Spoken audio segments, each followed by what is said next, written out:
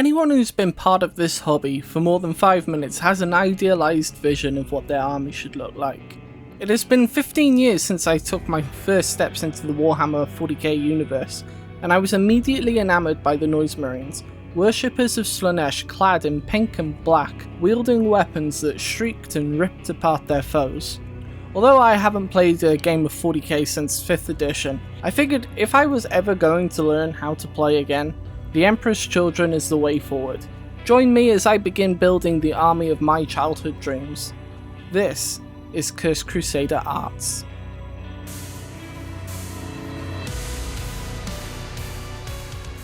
Earlier on this year, I explored the Empress Children again, kitbashing my own specialised unit of Noise Marines inspired by the 5th edition variants, most of which are still begging for a paint job.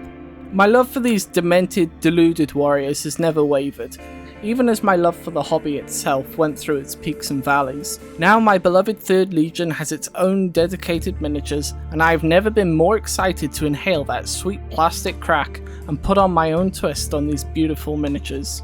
I started with one of the infantry miniatures that will be built as an infractor with an icon of excess, using the body with a tactical rock, typically designed for the obsessionists. I found that the body arcs backwards a lot more than what we typically see, and this sort of creates the impression that he's puffing out his chest to make the model look overly proud of himself, like he's boasting. This helped me create this idea of a Chaos Marine dreaming about the glory days of the Great Crusade, fighting side by side with his Primarch Fulgrim and the War Master Horus Lupercal. This led to me making some interesting decisions with this miniature. First of all, I chose to use the beaky helmet from the Mark IV Corvus pattern power armor. It's always great to see the beaky helmets coming back into the newer versions of the models, and perhaps this Empress Children views it as a more elegant piece of equipment. A very brief look into the Mark IV Corvus pattern power armor also suggests that the beaked helmet provides additional sensory stimulation, which I have no doubt this Empress Children will have modified to be even more excessive. For this miniature, I'm focusing on the 5th circle of seduction, Vainglory. This tempts the individual with a reflection of themselves, or rather an image of how they see themselves. This is all about pride, and for each prideful step that they take, they find themselves straying further away from the peaceful garden they were in, until the image becomes twisted and the path is full of nothing but thorns and traps. I flirted with the idea of giving this Chaos Marine a cloak, testing out the one salvaged from the Space Marine captain in Gravis armor, but I found that it didn't really fit around the power pack, and although the idea was initially good, I didn't feel like this character would be important enough to warrant having a cloak in the first place. So this was the point where I decided to make this Empress Children miniature a banner bearer, carrying a twisted icon of excess. I imagine that the banner bearer is so consumed by his visions of glory, fighting side by side with Fulgrim and Horus, that he sees the twisted icon as the old company standard, rather than the twisted icon to a dark god that he carries now. So to make this banner, I had to stray away from the Champions of Slaanesh kit, because although the icons we have are nice, they're not going to sell the idea of him believing he's carrying the old company standard. I begin with some 2mm plastic rod. I cut a groove in the top section of the longer piece so that the shorter piece can sit comfortably as a supporting beam. For the flag itself, I wanted to use muslin to simulate real cloth, much like I have for my fallen angels. I cut up varying sizes of cloth and soaked them in a mixture of water and black acrylic paint to stain the cloth. I squeeze out the excess water and set it aside to begin drying. Now if you try this, don't squeeze out too much or you'll have an off-white sort of colour instead. But by the end of this, your cloth should be a kind of dark grey, which will help to hide any gaps during your priming phase of the painting sections. When it's dried, it's still flexible, and I now dip it in a mixture of water and PVA glue and begin applying the first layers of the cloth.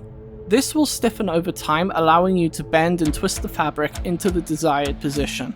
I decided I wanted a ragged, flowing banner, flapping in a warp storm, and so I began to manipulate the fabric to the miniature's left, blissfully unaware I was creating a problem that I would have to contend with later. Next, I added some lengths of jewellery chain, adding to the extravagant nature of the Empress Children and the all-around chaosy aesthetic. With these superglued in place, I added more layers of rags on top of the chains, hiding the point of attachment and bulking out the top end of the banner. At this point, I felt we needed to add a little bit more character to the banner, and I slipped in an old Dark Angel censer, imagining that the Empress Children might often burn their own versions of incense, inhaling the air to give them even more twisted visions. Finally, I pinned a burning brazier to the top of the miniature, adding a source of light to the miniature. Returning the next day, I began to test out the positioning of the banner against my miniature, and then realised something had gone very wrong with my brain. Perhaps I had indulged a little too much in the frantic building and repositioning of the flag. Perhaps I had not quite thought things through or tested them properly. The flowing pieces of the banner now collided with the miniature's chest and face, obscuring them, and meant that this banner, although it's great, is no longer suitable for this miniature. So I set it aside to be used for a different project in the future. For the new banner, I wanted to try something a little different. I didn't feel like using fabrics this time and mixed up some green stuff instead. I squished a piece into a rectangular shape and cut some slits along the top to help me later. And to add some texture, I placed the green stuff between 2 layers of muslin and rolled it with the textured part of my hobby knife. This adds the concept of fine wrinkles in the soon-to-be flayed skin, but some people have suggested that it almost looks like scales, so perhaps developing this might be useful for anyone with salamander or seraphim armies or enemies.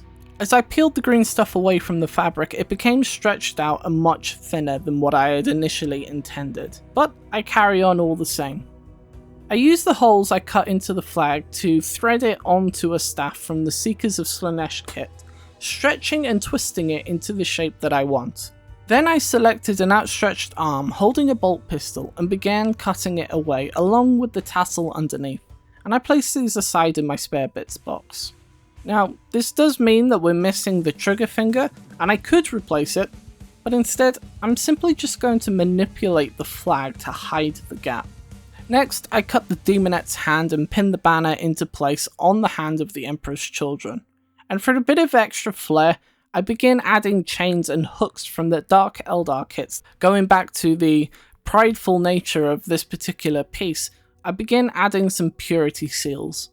Now these aren't normally seen on traitor marines. Purity seals are prayers and blessings, typically offering protection against the Imperium of Man's enemies. However, there's no real reason why we can't use these pieces on our Chaos Marines. For more zealous legions like the Word Bearers, these purity seals can instead be used and painted to represent prayers, curses, or other damnable texts dedicated to the Chaos Gods. But for this miniature, I wanted to lean into the theme of this heretic having his mind trapped in the glory of the Great Crusade. In my mind, he has stolen the purity seals from fallen loyalists, selfishly claiming them to boost his own ego. I would imagine that he doesn't actually do all that much fighting either, and so I armed him simply with a bolt pistol as he gazes up at the wretched banner that he holds to the air. This finishes off the miniature itself, but you'll have noticed that I haven't done anything with the base yet, and this is because I haven't quite worked out what I want to do with it yet.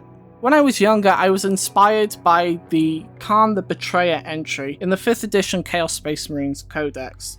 In this entry, it talks about how the Empress Children and the World Eaters were fighting over a frozen demon world called Scalathrax, and as they battled, nightfall was coming, and both sides were dug in. Wanting to defeat his enemies before the freezing temperatures of nightfall came, Khan the Betrayer took up a flamer and burnt the tents of his own warriors, forcing them to continue fighting. And this has always stuck with me, but I don't know how to paint or make frozen bases just yet. So this is something I'm going to look into for the future. This is a start of a very long project where I'll build myself the ideal Empress Children army. As I said before, I no longer play the game, but now I have all the tools if I wanted to learn the new iteration. Additionally, this army will include things that are not within the current codex, exploring all kinds of different models, so you may end up seeing things like Predators, Vindicators, Dreadnoughts, and other things that aren't currently in this version of the codex.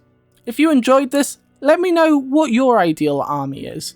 What is the one thing that you have always wanted to make? What does your inner child crave the most?